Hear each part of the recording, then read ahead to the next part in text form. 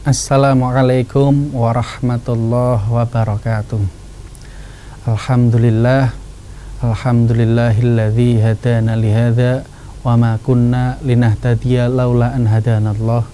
May yahdihillahu fala mudhillalah wa may yudlilhu fala hadiyalah. Wa asyhadu an la ilaha illallah wahdahu la syarikalah wa asyhadu anna sayyidana wa nabiyyana Muhammadan abduhu wa rasuluhu la nabiyya ba'dah. Allahumma shalli wa sallim ala sayyidina maulana Muhammadin wa ala alihi wa ashabihi wa man tabi'ahum bi ihsanin ila yaumiddin. Masih di Mutiara Iman bersama saya Muslihin Sholihin dengan tema pentingnya tazkiyatun nafs. Sahabat Kompas TV yang dirahmati oleh Allah, pernahkah kita berpikir dalam kita misalnya menjalankan ibadah, atau misalnya menjalankan sholat dan sebagainya, atau misalnya menjalankan kebaikan-kebaikan, zakat dan sebagainya, atau misalnya dalam kehidupan di dunia, ketika kita fokus dengan sholat misalnya, dengan apa, ada sesuatu yang lebih penting juga, yaitu selain kita sholat dan sebagainya adalah apa? Yaitu membersihkan hati. Membersihkan hati, yang di situ adalah selain kita beribadah di hadapan Allah Subhanahu wa taala, yang ada juga yang paling penting yang mungkin tidak terlihat di sisi manusia, mungkin tidak terlihat dinilai oleh manusia, yaitu adalah apa? Yaitu tazkiyatun nafsi, membersihkan hati. Sehingga akan menjadi satu kesatuan ketika kita beribadah kepada Allah, kita menghadap Allah Subhanahu wa taala dengan hati yang bersih, maka insya Allah akan diterima oleh Allah itu adalah sangat mudah, akan diterima oleh Allah itu sangat dekat. Tapi sebaliknya, misalnya kita beribadah kepada Allah atau sholat, atau kita berbuat baik, bersedekah dan sebagainya, tapi kita tidak mementingkan membersihkan hati, membersihkan diri, maka juga pastinya akan menjadi semakin kotor, atau semakin jauh dengan Allah, semakin jauh dengan diterima oleh Allah Subhanahu wa taala amal ibadah kita dan sebagainya. Maka disitulah tugasnya beliau Nabi Muhammad diutus di muka bumi ini, diantaranya adalah apa? Yaitu agar kita digembleng oleh beliau Nabi, agar kita tambah bersih hatinya, tambah bersih jiwanya.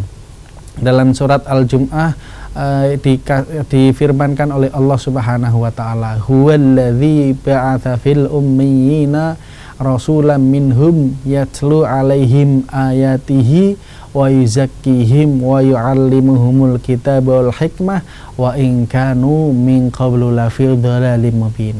Ini adalah di antara visi misinya Rasulullah diutus sebagai seorang rasul. Huwallazi, yaitu Allah yang ba'atsa fil ummiyina rasulan, yang mengutus di umat-umat yang ummi, mengutus siapa? Rasulan, seorang rasul, yaitu yatslu alaihim ayatihi. Tugasnya adalah apa? Di antaranya yaitu membacakan ayat-ayatnya Allah Subhanahu wa taala. Terus yang kedua adalah apa? Wa yuzakkihim, dan mentazkiyahkan mereka, membersihkan hati mereka. Wa yu'allimuhumul kitaba wal hikmah. Dalam ayat lain Allah Subhanahu wa taala berfirman dalam surat Asy-Syams wasyamsi waduhaha, sampai ke ayat 10, wa nafsi wa ma sawwaha fa'alhamaha fujuraha wa taqwaha qad aflaha man zakkaha wa qad khaba man dassaha. Yaitu adalah apa? Dan nafsu, begitu juga apa yang diciptakan olehnya. Fa'alhamaha fujuraha wa taqwaha. Allah mengilhamkan kepada nafsu, mentakdirkan jalan nafsu itu adalah apa? Ada yang ke baik, ada juga yang ke jelek, ada yang istilahnya ke kiri, ada juga yang ke kanan. Maka apa? Qad aflaha man zakkaha. Sungguh beruntung orang-orang yang membersihkan nafsunya, membersihkan jiwanya, membersihkan hatinya. Qad aflaha man zakkaha wa qad khaba man dassaha. Dan sungguh merugi orang-orang yang siapa? Orang-orang yang mengotori hawa nafsunya, orang-orang yang mengotori jiwanya dan sebagainya. Itu satu di antara bukti betapa pentingnya kita membersihkan hati.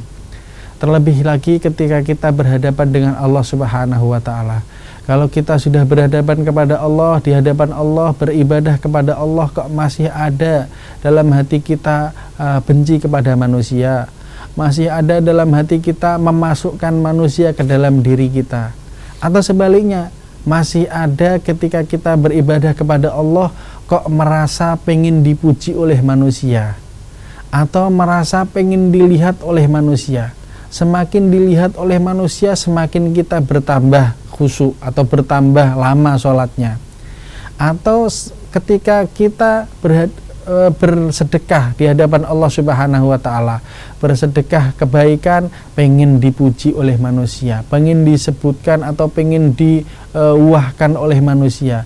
Itu kalau dalam teori kita beribadah kepada Allah, menghadap kepada Allah Subhanahu wa Ta'ala, itu sungguh tidak layak di hadapan Allah Subhanahu wa Ta'ala. Maka dari situlah kita menyimpulkan atau kita membuat tema, yaitu apa? Pentingnya kita membersihkan hati, membersihkan diri.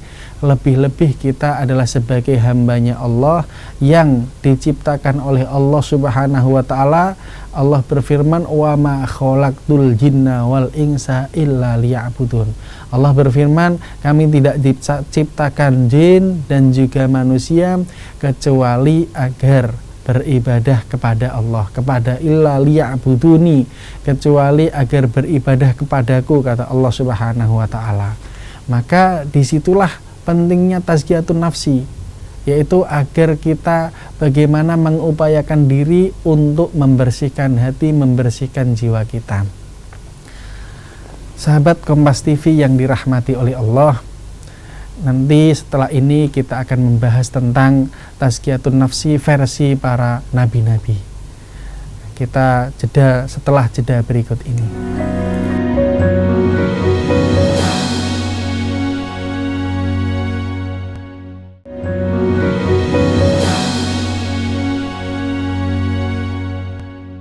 Saudara Kompas TV, masih bersama saya di Mutiara Iman dengan tema pentingnya tazkiyatun nafsi.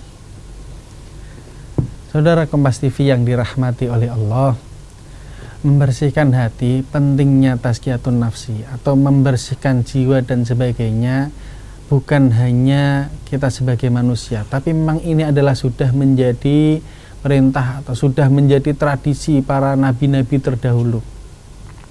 Salah satu di antaranya adalah ketika kita melihat atau kita membaca kisahnya Nabi Muhammad SAW. Nabi Muhammad diutus sebagai seorang rasul itu di umur ke-40.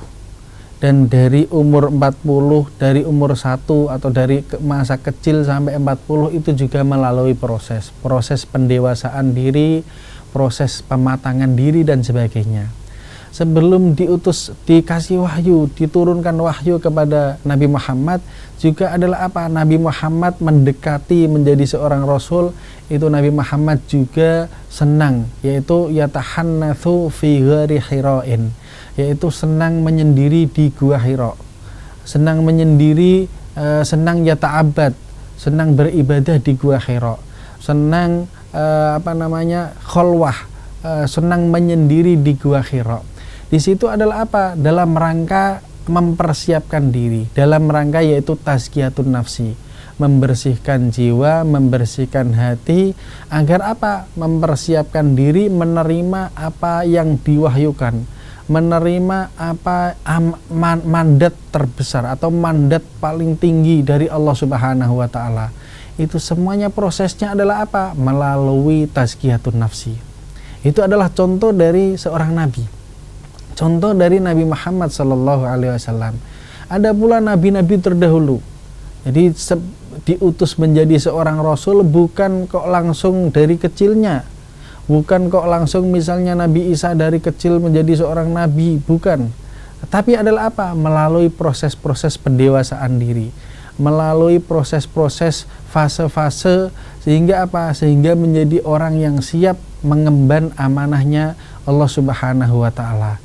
Itu menggambarkan kepada kita, kita pun demikian. Nah, orang yang pengen tazkiyatun nafsi, membersihkan diri, membersihkan jiwa, itu juga melalui proses. Pastinya juga proses umur. Ketika kita dari umur 15 menjadi orang yang mukallaf, orang yang berkewajiban beribadah dan sebagainya. Kadang-kadang di umur 13 sampai 15 belum tentu kita ibadahnya secara full atau secara penuh atau rajin dalam beribadah. Terus kita juga dikasih umur lagi oleh Allah sampai 20 tahun, sampai 30 tahun dan sebagainya, sampai 40 tahun, bahkan sampai 50 tahun. Itu semua adalah apa? Agar kita senantiasa memperbaiki diri, memperbaiki jiwa, memperbaiki hati, sehingga menjadi orang yang ketemu Allah Subhanahu wa Ta'ala. Meninggal atau orang yang meninggal di dunia ini adalah dalam rangka kita mempersiapkan diri untuk bertemu Allah Subhanahu wa Ta'ala. Itu semuanya adalah dalam fase apa? Tazkiyatun nafsi, membersihkan nafsu kita, membersihkan diri kita. Makanya dalam suatu hadis Rasulullah Shallallahu alaihi wasallam mengancam, barang siapa yang sudah berumur 40, dalam satu riwayat 50, dalam riwayat lain 60, kok sudah berumur itu, melewati umur itu, kok belum kembali kepada Allah, belum beribadah kepada Allah, maka itu diantara tanda-tanda orang yang celaka, diantara tanda-tanda orang yang syakawah. Kenapa demikian? Karena Allah sudah memberikan begitu umur yang sebegitu lamanya, umur yang sebegitu proses lamanya, kok dia masih belum kembali kepada Allah. Padahal Allah sudah memberikan begitu nikmat, begitu pemberian rumah dan semuanya. Bukan itu, Allah juga memberikan kedewasaan diri, kedewasaan hati. Allah juga memberikan contoh-contoh di sekelilingnya, orang-orang yang beribadah, orang-orang yang mungkin di bawah umurnya, berada di bawahnya tapi beribadah, atau orang-orang tua yang masih senantiasa beribadah. Allah juga memberikan contoh kepada orang-orang yang mungkin tidak punya tangan atau tidak punya kaki atau mungkin cacat tapi mereka beribadah. Tapi sampai umur 40, 50, 60 kok dia masih belum beribadah kepadanya, kepada Allah Subhanahu wa Ta'ala, maka itulah diantara ancamannya. Kenapa demikian? Karena memang Allah mempersiapkan diri atau mempersiapkan dirinya, sudah didewasakan diri, sudah diberi contoh dan sebagainya, kok masih belum kembali kepadanya. Itulah diantaranya apa? Diantara proses daripada tazkiyatun nafsi. Kenapa demikian tazkiyatun nafsi begitu pentingnya? Karena itu tadi, saya tadi sudah mengatakan, kalau orang jiwanya itu adalah bersih, jiwanya suci dan sebagainya, pastinya adalah menjadi orang yang sangat layak berhadapan kepada Allah Subhanahu wa Ta'ala. Sangat layak, yaitu orang yang langsung menggantungkan diri dengan Allah Subhanahu wa Ta'ala. Begitu juga sebaliknya, kalau orang yang hatinya kotor, hatinya masih terpenuhi dengan benci kepada manusia, sombong, benci, iri. Bukan hanya itu, ketika dia berbuat baik pengen dipuji, pengen mendapatkan pujian, riya dan sebagainya. Itu semuanya lah adalah apa? Yang menghalangi diri dia kepada Allah Subhanahu wa Ta'ala, menghalangi dia untuk menghadap Allah Subhanahu wa Ta'ala. Yang disitulah yang menjadikan dia semakin jauh dari Allah Subhanahu wa Ta'ala. Kenapa demikian? Karena itu tadi, hatinya terpenuhi dengan keinginan duniawi, keinginan manusia, keinginan pujian dan sebagainya. Padahal segalanya, yaitu apa? Yang terpenting, yang saya katakan tadi, terpenting dalam hidup ini bukan hanya kita juga menjalankan ibadah, menjalankan kebaikan, menjalankan ibadah atau menghadap kepada Allah, tapi juga bagaimana kita berupaya untuk tuzakku anfusakum, untuk membersihkan diri kalian, untuk membersihkan hati kalian, untuk membersihkan tazkiyatun nafsi, untuk membersihkan jiwa kalian. Yaitu karena kaitannya dengan kita sebagai seorang hamba yang diciptakan oleh Allah, yang kita langsung berhubungan dengan Allah. Kalau memang kita itu adalah senantiasa pengen berhubungan dengan Allah, dengan cara apa yang paling tepat? dengan cara yaitu kita membersihkan hati dan jiwa kita dan nafsu kita agar kita menjadi orang yang dekat pastinya kepada Allah Subhanahu wa taala, agar kita menjadi orang yang sangat dekat dengan orang yang ibadahnya diterima oleh Allah Subhanahu wa taala, agar kita semakin dekat dengan apa? Dengan ridhonya Allah Subhanahu wa taala. Agar kita semakin dekat dengan apa? Pastinya dengan kasih sayangnya Allah Subhanahu wa taala. Itu semuanya diantara jalannya adalah bagaimana kita berupaya untuk membersihkan hati kita. Maka sahabat Kompas TV yang dirahmati oleh Allah, yaitu selain kita beribadah kepada Allah, ada yang sangat penting yang syarat sebagai agar ibadah kita dapat diterima oleh Allah, yaitu bagaimana kita membersihkan hati kita, kita membersihkan jiwa kita sehingga segala ibadah kita diterima oleh Allah Subhanahu wa taala. Sahabat Kompas TV yang dirahmati oleh Allah, setelah jeda nantinya kita akan bersambung lagi dalam membahas tazkiyatun nafsi.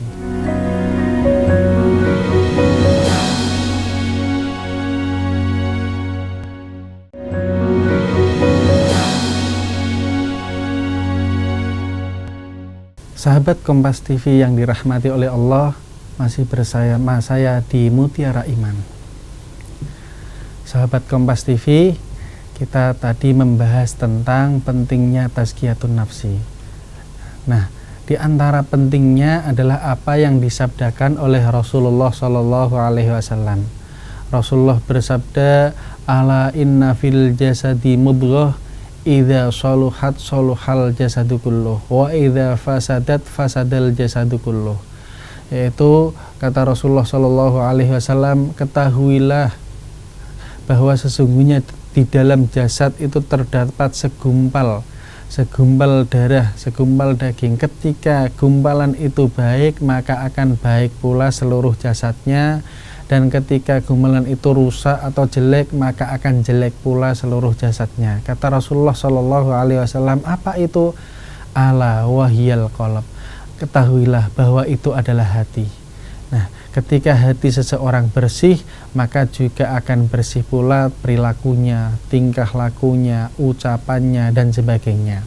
Kita bisa mengetahui betapa orang jelek perkataannya, betapa orang bukan hanya perkataan yang jelek, itu dinilai dari apa? Dari perilakunya, atau perilakunya yang jelek itu bersumber dari apa? Dari juga perkataannya. Perkataan orang jelek itu bersumber dari apa? Dari hatinya. Ketika hati seseorang sangat jelek, misalnya sangat benci kepada orang, benci kepada kita, maka juga akan terekspresi dengan perilakunya, terekspresi kadang-kadang dengan ucapannya, kadang-kadang dengan gaya atau mukanya, raut mukanya. Begitu juga ketika hatinya kita bersih, ketika jiwanya kita bersih, maka juga akan terekspresikan dalam diri kita, dalam perilaku kita, dalam ucapan kita. Itu diantara yang paling penting dalam kehidupan kita atau dalam tingkah laku kita. Ketika kita ingin menjadi orang yang baik, orang yang terbaik, maka kuncinya di mana? Kunci diantaranya adalah bagaimana memperbaiki, membersihkan jiwa kita, sehingga kita benar-benar menjadi orang yang baik, benar-benar menjadi orang yang ucapannya baik, benar-benar menjadi orang yang perilakunya baik, karena bersumber semuanya adalah dari hati. Begitu juga pentingnya tazkiyatun nafsi adalah apa? Yaitu adalah apa yang difirmankan oleh Allah Subhanahu wa taala, ya ayyatuhan nafsul mutmainnah irji'i ila rabbiki radiyatan mardiyah fadkhuli fi ibadi wadkhuli jannati. Wahai jiwa-jiwa atau nafsu-nafsu yang mutmainnah, yang tenang. Kenapa nafsu-nafsu dipanggil oleh Allah yang tenang? Karena melalui proses dari awal nafsu itu adalah jiwa itu memerintahkan kejelekan. Allah berfirman, innan nafsa la'ammaratun bisu, sesungguhnya nafsu itu senantiasa pengennya itu melakukan kejelekan, pengennya itu ngajak kejelekan, sampai terhadap bagaimana memprosesnya kita, bagaimana mengendalikan hawa nafsu. bagaimana mengendalikan jiwa hati kita agar senantiasa tenang, senantiasa bersih.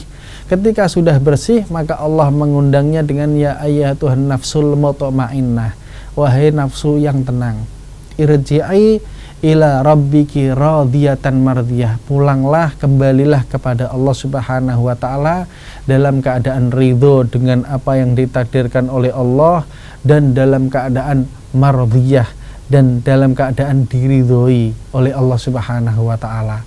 Kalau sudah mendapatkan ridho, mendapatkan diridhoi oleh Allah Subhanahu wa taala, maka akan mendapatkan apa lagi? Fadkhuli fi ibadi wadkhuli jannati, kata Allah Subhanahu wa taala, maka masuklah dalam golongan hamba-hambaku yang terpilih, hamba-hambaku yang soleh, hamba-hambaku yang pilihan, wadkhuli jannati, dan masuklah ke dalam surgaku, kata Allah Subhanahu wa taala.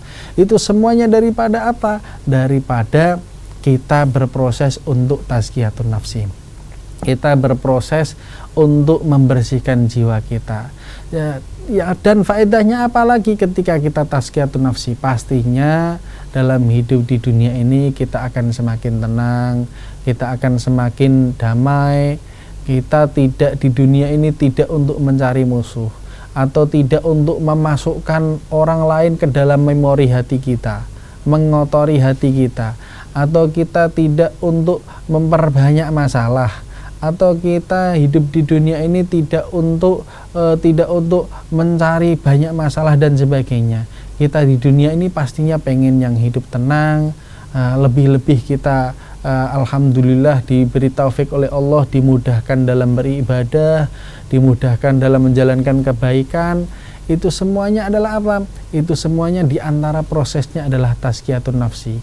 Kita pengen hidup yang nyaman, yang damai, yang tenang di dunia ini, itu dalam rangka apa? Yaitu tadi, agar kita diantara tanda keberkahan Allah Subhanahu wa taala kepada kita adalah kita hidup di dunia ini dalam keadaan tenang, nyaman, aman, dan sebagainya. Itu diantara adalah yaitu faedah daripada kita membersihkan hati dan jiwa kita. Makanya Allah Subhanahu wa taala memfirmankan, yaitu qad aflaha man zakkaha, sungguh beruntung siapa orang-orang yang membersihkan jiwanya. Wa qad khaba man dassaha, dan sebaliknya sungguh khaba, merugi, yaitu siapa? Orang-orang yang mengotori daripada jiwanya. Karena segala daripada apa yang kita aktivitaskan, segala apa yang kita kehidupan di dunia ini adalah memang tadi kita katakan sebagaimana jantungnya adalah jiwa kita, jantungnya adalah hati kita. Karena hati kita tadi apa? Diciptakan oleh Allah Subhanahu wa taala, tidak yang pertama kali tidak tunduk kepada Allah. Nafsu diciptakan oleh Allah adalah pertama kali tidak tunduk kepada Allah. Yang akan menundukkan nafsu kita kepada di hadapan Allah adalah siapa? Ya kita sendiri.